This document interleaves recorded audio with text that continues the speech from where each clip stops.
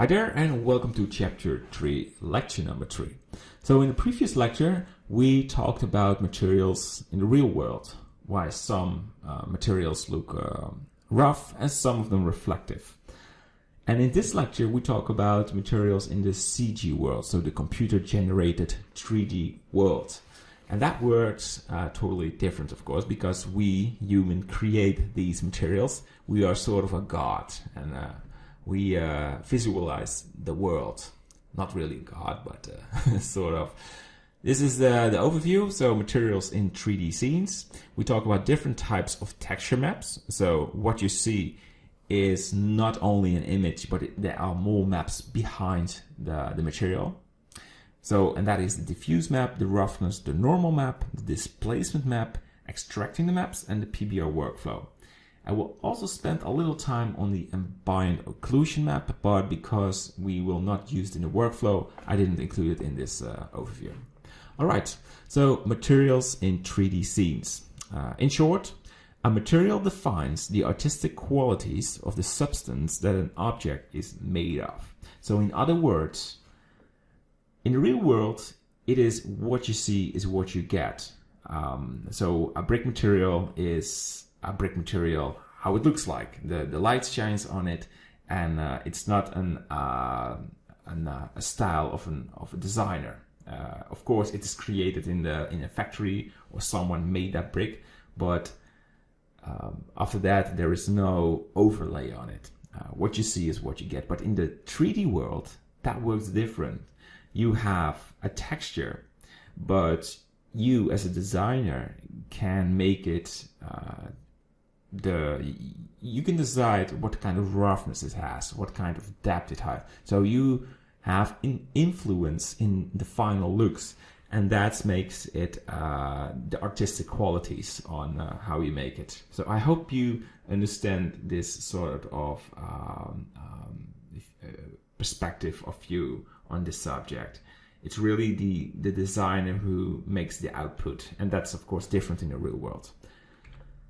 So materials has different types of texture maps. So when you see a 3D material, so like here, the brick or the marble wall, it looks like it is a brick wall, but behind this is a whole extracted maps. So you have a diffuse, a roughness, a normal, and a displacement map. And in short, you start with the diffuse, then you add the roughness, so you decide where the reflective parts are and where the diffuse parts are. Then you have a normal map. This fakes the sort of a depth without make this sphere higher resolution. So the normal map is an optimization and it adds depth, and the displacement map actually really deforms the object, so it looks way better, but it also needs way more calculation to make it. So it has benefits and downsides. So we go a bit more into the diffuse map. A diffuse map is a good diffuse map or albedo map shouldn't have any shadows. So it's only color, and it shows you how the texture looks like. That's a diffuse map, and you always start with it. So when you have your object, you import your diffuse map into the color input. That's like the start. Then we have the ambient occlusion map. For this course, we will not use this map because it's a specific real-time render map. So for Eevee, if we have this course fully in Eevee, the ambient occlusion map should be great because it includes all the shadow information, and you can avoid high calculation with high detailed meshes. You just add the shadow map, and it looks like there is a lot of shadow in the map. But because we work with cycles, we have a ray tracer, and the ray tracer reproduces the shadows as well, so we don't need this. If you have questions about it, if I missed something, just ask me and we will go into that. The ambient occlusion map is also great for Unity and the Unreal 4 engine. Alright, then we have the roughness map. So this map shows the reflective parts and the diffuse parts. So the black in this image is reflective and the white is diffuse. And this is the sand map. This is used for the sand texture. So this should be very, very diffused. There are some parts in the texture are reflective, and you can think about some little rocks or pebbles, and these are reflective, but the main texture is diffuse. So that's why it's so very bright and white. Then we have this normal map, and you can see it a bit better. So why is it purple? Well, this is a lighting map, so it knows exactly from which direction the lights come from. It is extracted from a high resolution texture scan, and that's why we know exactly where all the light and shadows are.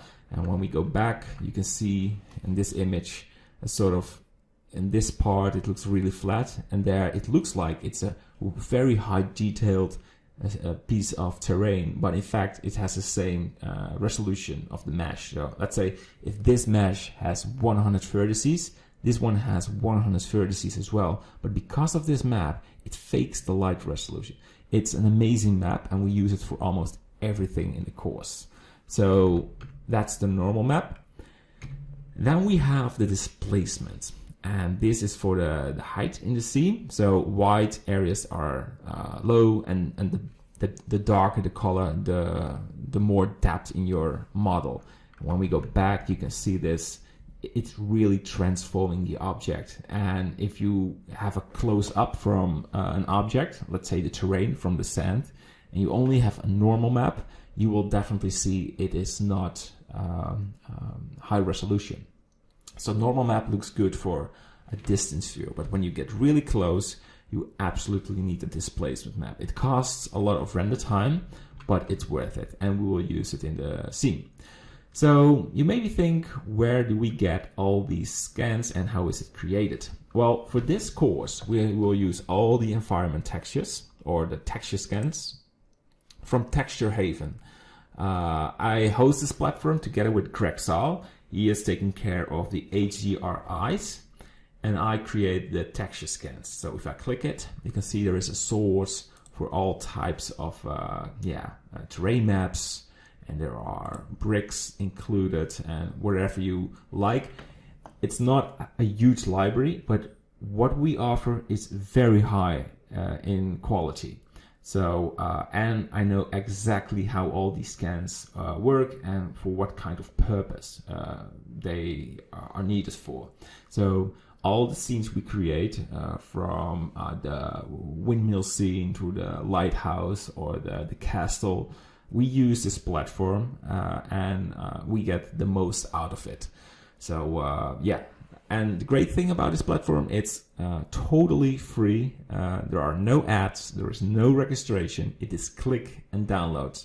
The same idea behind Blender. It is supported by the community.